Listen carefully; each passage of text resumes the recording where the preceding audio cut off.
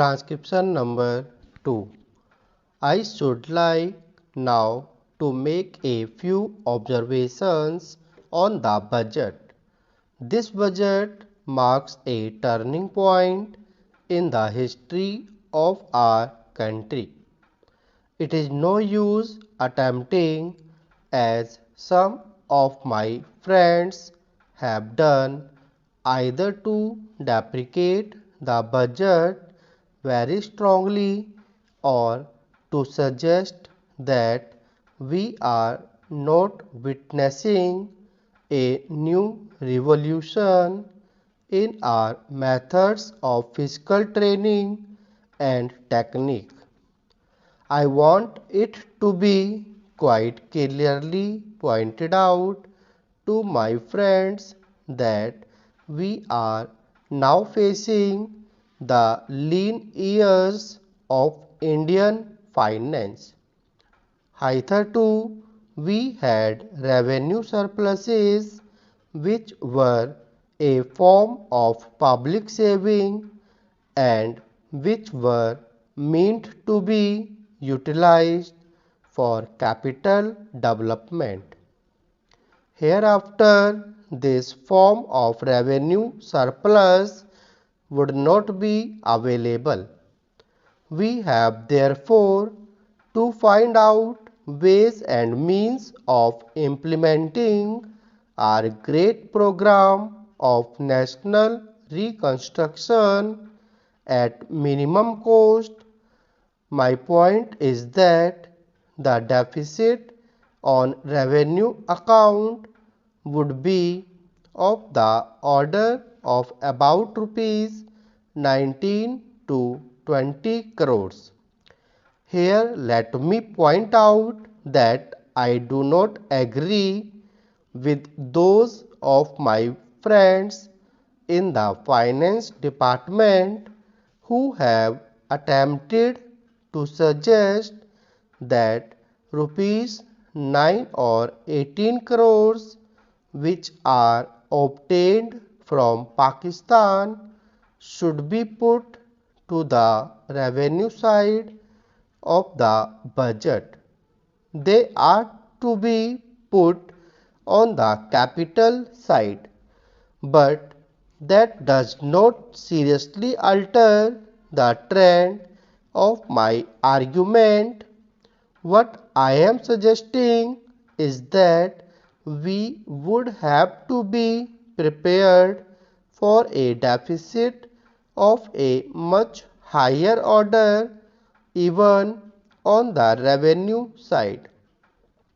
That itself should make us realize that there are very many problems which we have to face and that we have to undertake ways and means of increasing the resources of our country so that it might be possible for us to have a greater amount of surplus or a greater amount of public saving for the purpose of financing capital development.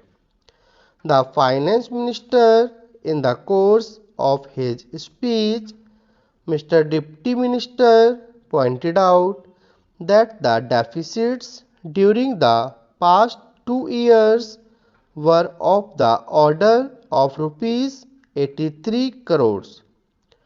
I venture humbly to disagree with him because I feel that when we are talking of deficits, we must take into account the overall deficit incurred by the central government, and that would be of the order of rupees 200 crores.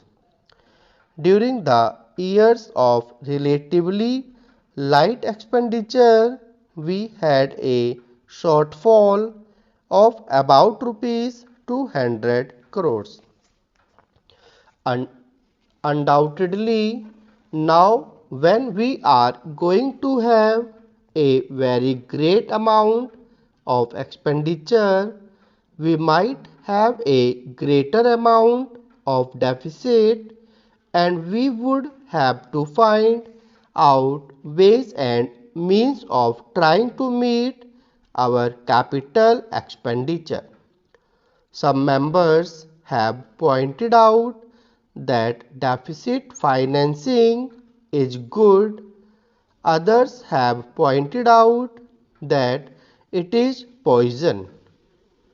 One honorable member who preceded me pointed out that it could be taken like a tonic. Now I am not willing to enter into the merits of deficit financing or demerits of deficit financing in an academic spirit. The time has now come when we should face realities. I do suggest that we have to indulge in deficit financing, because without indulging in deficit financing, it would not be possible for us to indulge in capital expenditure on such a large scale. But when we are talking of the scope of the deficit financing, I would like to place before the House and the Finance Minister the two great limitations were face us. The first limitation that faces us is that concerning the internal price level, the Finance Minister referred to the cost of living. He said that he was going to keep a watch over the cost of living so that it may not shoot up within a short period and make a mess of the plans of capital development. But there is another limitation which has also to be borne in mind, a limitation which has not received as much notice as it should have done in all the discussions that have taken place on deficit financing. That limitation is the external limitation, or the limitation which arises on account of our balance of payments position.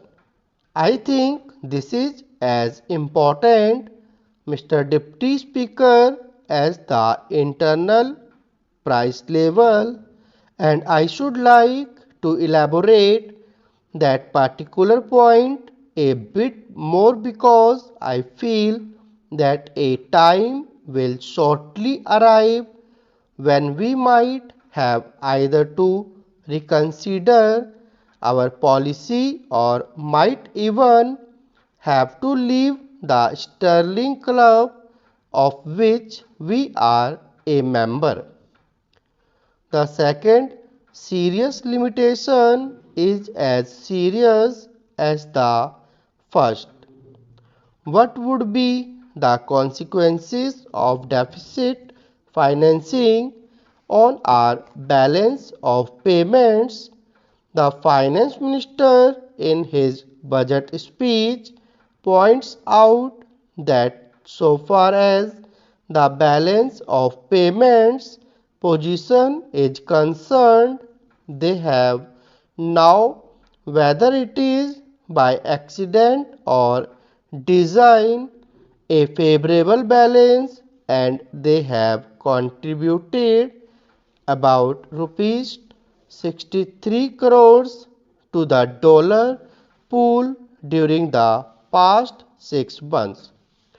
But the moment we indulge in deficit financing, we have to be prepared for what of our balance of payments.